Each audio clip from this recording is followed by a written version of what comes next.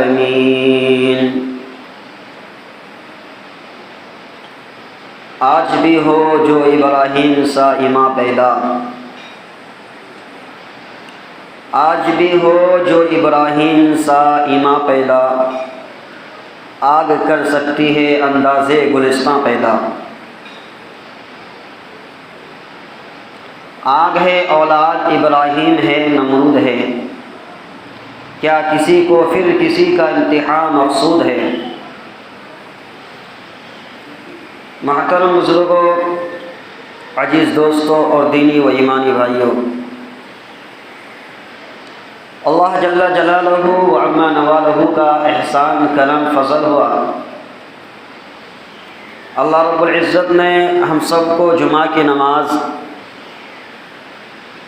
با جماعت ادا کرنے کی توفیق عطا فرمائی، اور اللہ تعالیٰ نے ہم سب کو دین کی بات سننے کی توفیق عطا فرمائی۔ دین کی بات ہم لوگ سنتے رہتے ہیں لیکن عمل پیرا نہیں ہوتے ہیں۔ ایک کان سے سنتے ہیں دوسرے کان سے نکال دیتے ہیں، بلکہ اس کو دل میں جگہ دینی چاہیے۔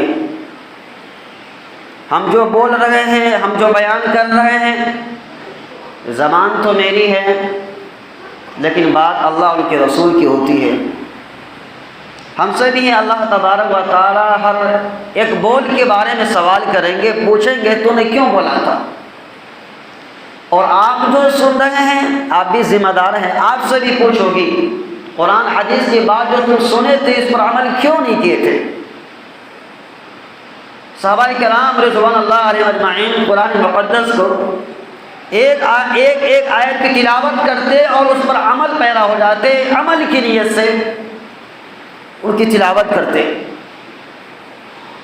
لیکن ہم سنتے رہتے ہیں لیکن ہماری زندگی میں عمل نہیں ہے۔ کوئی بھی آپ نے کام کرے حسن نیت کے ساتھ۔ بخاری شریف کی جو سب سے پہلی حدیث ہے، فرمایا کہ انما الاعمال بالنیات، عمل کے دار و مدار جو ہے نیتوں پر ہے۔ جیسی آپ کی نیت ہوگی ویسا آپ کو اجر ملے گا۔ مثال کے طور پر آپ جمعہ کے دن جمعہ کی نماز ادا کرنے کے لیے آئے ہیں، اگر آپ کے دل میں یہ ہو کہ ہم دوسرے کو دکھانے کے لیے آئے ہیں، یا رسمی طور پر ہم صرف جمعہ ادا کرنے کے لیے آئے ہیں، تو آپ کا کوئی اجر نہیں ملے گا، بلکہ الٹا آپ کو اس کا گناہ ملے گا۔ اور آپ کی نیت یہ ہے اللہ تبارک و تعالیٰ کی رضا کے لیے، اللہ کا حکم ہے، اس وجہ سے ہم جمعہ کے دن نماز ادا کرنے کے لیے آئے تو اللہ تبارک و تعالیٰ اجر عطا فرمائے گا۔ اسی لیے کوئی بھی دین کی بات سنیں عمل کی نیت سے سنیں۔ عمل کی نیت سے سنیں گے تو اللہ تبارک و تعالیٰ توفیق بھی دے گا عمل کرنے کے لیے، کیونکہ توفیق اللہ تبارک و تعالیٰ کی ذات سے ہی ملتی ہے، انسان کے بس میں کچھ نہیں ہے۔ توفیق اللہ تبارک و تعالیٰ کی ذات سے ملتی ہے، جن کو اللہ تبارک و تعالیٰ توفیق دیتا ہے۔ اور اللہ کے نظر میں جو شخص نیک اللہ بندے ہیں، اللہ تبارک و تعالیٰ انہیں دین کی سمجھ عطا فرماتا ہے اور دین کی کام کرنے کی توفیق عطا فرماتا ہے، اور نماز کی اسے توفیق بھی ملتا ہے۔ پچھلے جمعہ کو جو بات ہوئی تھی وہ حضرت ابراہیم حضرت عیسیٰ علی نبینا علیہ السلام کہ اللہ تبارک و تعالیٰ نے حضرت ابراہیم علیہ السلام سے جو امتحانات لیے تھے،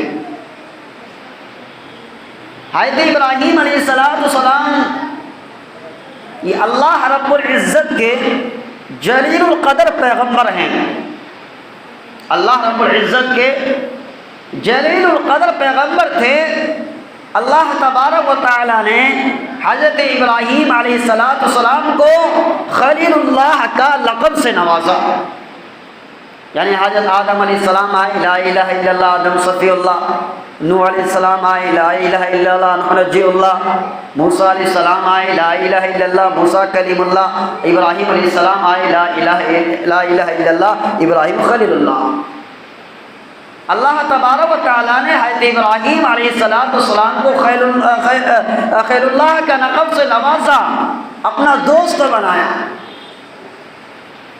حضرت ابراہیم علیہ السلام کی جو پیدائش جہاں پیدا ہوا وہ جو ہے ایران کے ایک شہر ہے بابل، وہاں آپ کی پیدائش ہوئی۔ اس وقت کا جو بادشاہ تھا اس کے ارد اور گرد کا بہت ظالم اور جابر بادشاہ، متکبر بادشاہ، جس کا نام تاریخ میں لکھا ہے کنعان کا بیٹا نمرود، یا نمرود بن کنعان۔ نمرود بہت بڑا یہ ظالم بادشاہ تھا۔ حضرت ابراہیم علیہ السلام کو اس دنیا سے آنے سے قبل نجومیوں نے بادشاہ وقت نمرود کو بتایا کہ آپ کی رعایا میں، آپ کی سوسائٹی میں، آپ کے علاقے میں، آپ کے سماج میں ایک بچہ، ایک لڑکا پیدا ہونے والا ہے جو آپ کی حکومت کو ختم کر دے گا۔ بادشاہ وقت ظالم بادشاہ نے یہ حکم جاری کیا کہ جتنے بچے پیدا ہوں ان کو قتل کر دیا جائے۔ لیکن اللہ تبارک و تعالیٰ نے حضرت ابراہیم علیہ السلام کو صحیح سلامت رکھا۔ حضرت ابراہیم علیہ السلام کو والدہ کا نام جو ہے شانی ہے اور باپ کا نام آزر۔ جب حضرت ابراہیم علیہ السلام کی پیدائش ہوئی، اللہ نے کی ماں کو حکم دیا کہ ان کو ایک غار میں چھپا دو۔ حضرت ابراہیم علیہ السلام کو ایک غار کے اندر میں چھپا دیا گیا اور ان کی ماں وہاں جاتی تھی اور جو ہے دودھ پلاتی تھی۔ اسی طریقے سے اللہ تبارک و تعالیٰ نے موسیٰ علیہ السلام کی پرورش کیا۔ اللہ جن کی حفاظت کرے ان کو کون جو ہے نیست نابود و برباد کر سکتا ہے، ان کو کون جو ہے قتل کر سکتا ہے۔ تو حضرت ابراہیم علیہ السلام جو ہے اللہ کے نبی، اللہ کے جلیل القدر پیغمبر ہیں۔ حضرت ابراہیم علیہ السلام کا باپ آزر یہ بہت بڑا بت پرست اور بت ساز تھا، یعنی بتوں کے سامنے جھکنے والے، بتوں کی عبادت کرنے والے، اور بت ساز کو کہتے ہیں بت کو بنانے والے، خود اپنے ہاتھوں سے بت کو بناتے تھے۔ لیکن اللہ کی قدرت دیکھیے، اس نے بت ساز کے گھر میں بت شکن کو پیدا کر دیا۔ باپ آزر اپنے ہاتھوں سے بت کو بنانے والا اور بیٹا بت کو توڑنے والا۔ بیٹا اللہ کے سامنے اپنے پیشانی کو جھکانے والا، باپ غیر اللہ کے پتھر کے سامنے اپنے پیشانی کو جھکانے والا۔ باپ جو ہے اپنے ہاتھوں سے بتوں کو بنانے والا اور بیٹا خود بتوں کا دشمن ہے۔ سچ ہے کہ اللہ رب العزت کے سامنے، اللہ کی قدرت کے سامنے کسی کی کوئی حیثیت نہیں ہے، کسی کی کوئی وقعت نہیں ہے۔ اللہ چاہے شیطان کے گھر میں ولی کو پیدا کر دے یا ولی کے گھر میں شیطان کو پیدا کر دے۔ اللہ تبارک و تعالیٰ کا کتنا بڑا رحم اور کرم اور فضل ہے، اللہ تعالیٰ نے ہم سب کو ایک ایمان والے کے گھر میں پیدا فرمایا۔ اللہ چاہتا تو کسی غیر مسلم کے گھر میں پیدا کر دیتا، لیکن اللہ نے اتنا کرم فرمایا، اتنا فضل فرمایا، اللہ نے ہم سب کو ایک ایمان والے کے گھر میں پیدا فرمایا۔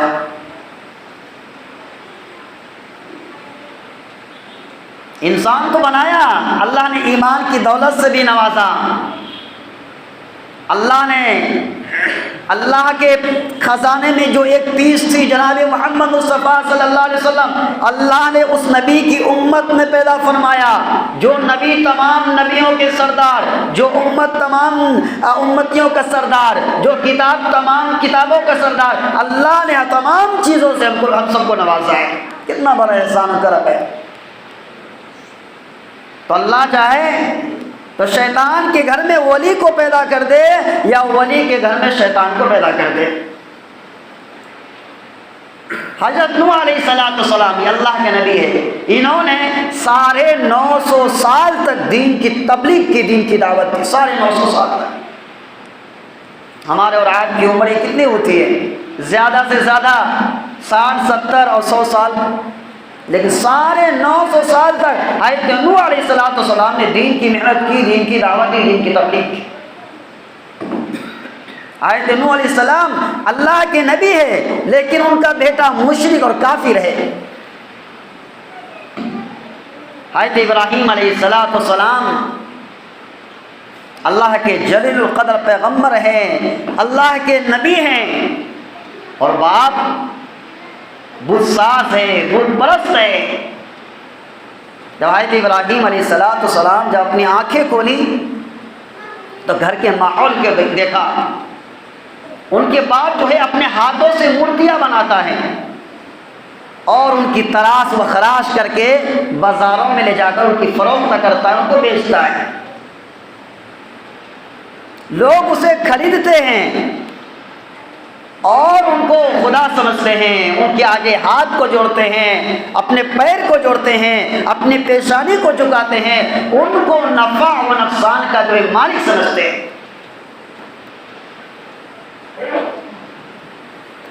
حضرت ابراہیم علیہ السلام کی باتیں بہت عجیب لگنے لگی، یہ لوگ کتنے بڑی گمراہی میں مبتلا ہیں۔ ظاہر میں ان کے پاس آنکھیں ہیں لیکن دل کی بینائی سے محروم ہے۔ ان کو جو بصارت تو ہے لیکن بصیرت نہیں ہے۔ ان کے پاس دل بھی ہے، دماغ بھی ہے، عقل و شعور بھی ہے، لیکن یہ اتنا بے شعور ہے، اپنے سے کمزور کو ایک پتھر کو اپنا خدا سمجھ رکھا ہے، جنہوں نے اپنے ہاتھوں سے اس کو بنایا ہوا ہے، جن کو اتنی بھی قوت اور ان کی اتنی بھی طاقت، اتنی بھی صلاحیت نہیں ہے، اگر مکھی بیٹھ جائے تو ان کو جو ہے ہٹا سکے، سامنے رکھی ہوئی چیز کو کھا سکے، پیر سے جو ہے چل سکے، ہاتھ سے کسی چیز کو اٹھا سکے۔ ظاہر میں ان کے پاس دل بھی ہے، دماغ بھی ہے، آنکھ بھی ہے، ناک بھی ہے، کان بھی ہے، بظاہر ہر چیز ہے، لیکن حقیقت میں کچھ نہیں ہے، حقیقت میں ایک بے جان پتھر اور مورت ہے، جس کو عقل کے اندروں نے اپنا خدا تصور کر رکھا ہے۔ حضرت ابراہیم علیہ السلام سوچنے لگے یہ کتنے بڑے گمراہی میں غرق ہے اور کتنے بڑے گمراہی میں لوگ ڈوبے ہوئے۔ اسی کو اللہ پاک نے قرآن مقدسہ میں ارشاد فرمایا، لَهُمْ قُلُوبٌ لَا يَفْقَهُونَ بِهَا وَلَهُمْ أَعْيُنٌ لَا يُبْصِرُونَ بِهَا وَلَهُمْ آذَانٌ لَا يَسْمَعُونَ بِهَا أُولَئِكَ كَالْأَنْعَامِ بَلْ هُمْ أَضَلُّ أُولَئِكَ هُمُ الْغَافِلُونَ۔ انہی لوگوں کے بارے میں اللہ تبارک و تعالیٰ نے ارشاد فرمایا ان کے دل ہیں پر وہ سمجھتے نہیں، ان کی آنکھیں ہیں پر وہ دیکھتے نہیں، ان کے کان ہیں پر وہ سنتے نہیں، بلکہ یہ جانوروں کی طرح ہے اور ان سے بھی بے راہ ہے، بھٹکا ہوا ہے، یہ غفلت میں یہ لوگ سرسار ہے، ڈوبا ہوا ہے۔ حضرت ابراہیم علیہ السلام نے اپنے باپ کو سمجھایا، اپنی قوم کو نصیحت کی۔ حضرت ابراہیم علیہ السلام نے اپنے باپ کو جو نصیحت کیا، اپنے قوم کو جو نصیحت کی، جو سمجھایا، اللہ تبارک و تعالیٰ نے حضرت ابراہیم علیہ السلام کی ادا کو اتنا پسند آیا، اتنا پسند آیا، اللہ تبارک و تعالیٰ نے قرآن مقدسہ میں ان کو محفوظ کر دیا۔ سورہ مریم میں اللہ تبارک و تعالیٰ نے ارشاد فرمایا،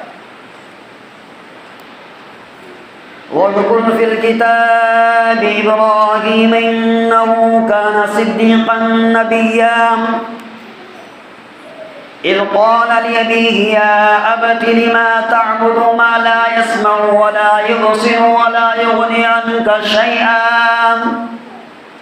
اللہ رب العزت اپنے نبی، ہمارے اور آپ کے نبی جناب محمد مصطفیٰ صلی اللہ علیہ وسلم سے ارشاد فرماتے ہیں، اے نبی پاک علیہ السلام، آپ قرآن مقدسہ میں حضرت ابراہیم علیہ السلام کی تذکرہ کیجئے.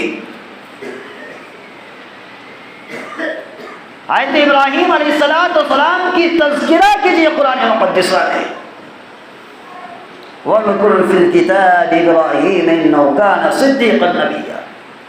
فرمایا بے شک وہ مجسم سچائی تھے، اور حضرت ابراہیم علیہ السلام یہ اللہ کے نبی تھے. اور اے نبی پاک علیہ السلام اس وقت کو یاد کرو، اس وقت کو یاد کرو جب حضرت ابراہیم علیہ السلام نے اپنے باپ سے کہا تھا، اے میری باپ، تم جو ہے ان کے سامنے اپنی پیشانی کو کیوں جھکاتے ہو؟ تم ان مورتیوں کی پوجا کیوں کرتے ہو؟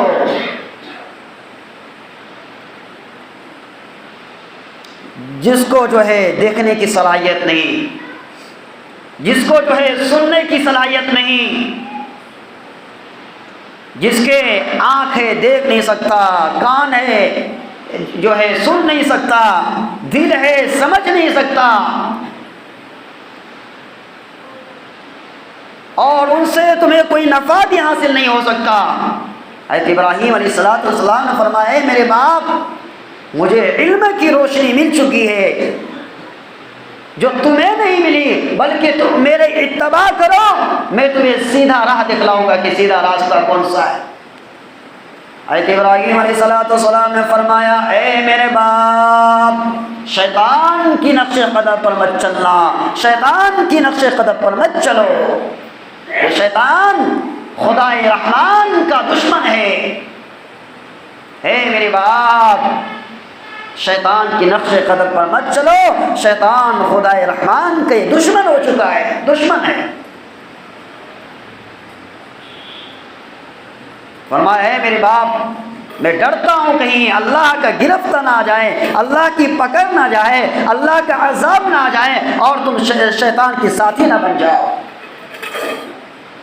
حضرت ابراہیم علیہ السلام نے اپنے باپ اور اپنے قوم کو نصیحت کی. نہ قوم نے بات کو مانا، نہ حضرت ابراہیم علیہ السلام کے باپ آزر نے، بلکہ حضرت ابراہیم علیہ السلام کو ان نصیحتوں کو سن کر حضرت ابراہیم علیہ السلام کے باپ آزر نے سنگسار کر دینے کا جو ہے دھمکی دی حضرت ابراہیم علیہ السلام، اور فرمایا کہ تم میرے گھر سے نکل جاؤ. حضرت ابراہیم علیہ السلام سے فرمایا، تم میرے گھر سے نکل جاؤ. حضرت ابراہیم علی نبینا علیہ السلام اللہ کے دین کے لیے، اللہ کے رضا کے لیے، اللہ کے خوشی کے لیے اپنے گھر سے نکل جاتے ہیں، اور باپ سے کہتے ہیں نکلتے ہوئے، نہ شکوہ کرتا ہوں نہ شکایت کرتا ہوں، تم صحیح سلامت رہو، میں تیرے لیے دعا کرتا ہوں. حضرت ابراہیم علیہ السلام نے اپنے باپ آزر اور اپنی قوم کو نصیحت کی. کسی کو یہ بات سمجھ میں نہیں آئی. حضرت ابراہیم علیہ السلام خود اپنے گھر سے نکل گئے اللہ کی رضا کے لیے، اللہ کی خوشی کے لیے، اللہ کے دین کے لیے.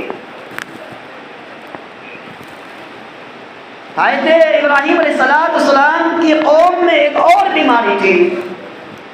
وہ لوگ جو ہے چاند کو، سورج کو، ستاروں کو اپنا جو ہے خدا سمجھتا تھا. چاند کو، ستاروں کو، سورج کو اپنا جو ہے رب اور خدا سمجھتا تھا. ان کی جو ہے عبادت کیا کرتا تھا. حضرت ابراہیم علیہ السلام نے چاند ستاروں سے بھی اپنا دامن کو چھڑایا اور ایک اللہ سے عبدیت کا رشتہ جوڑا ہے ابراہیم علیہ السلام. بہت کافی طویل واقعہ ہے، انشاءاللہ اگلے جمعہ کو بات ہوگی. جو حضرات سنت سے فارغ نہیں ہوئے سنت سے فارغ ہو جائیں.